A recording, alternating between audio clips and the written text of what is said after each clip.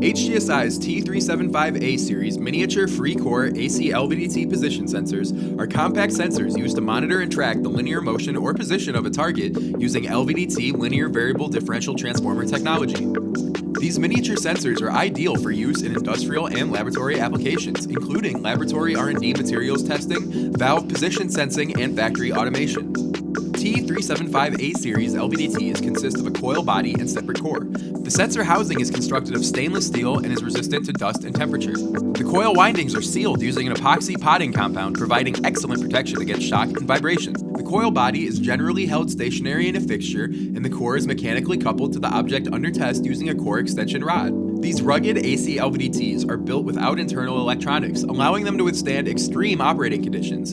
As a result, an external signal conditioner is required for these sensors.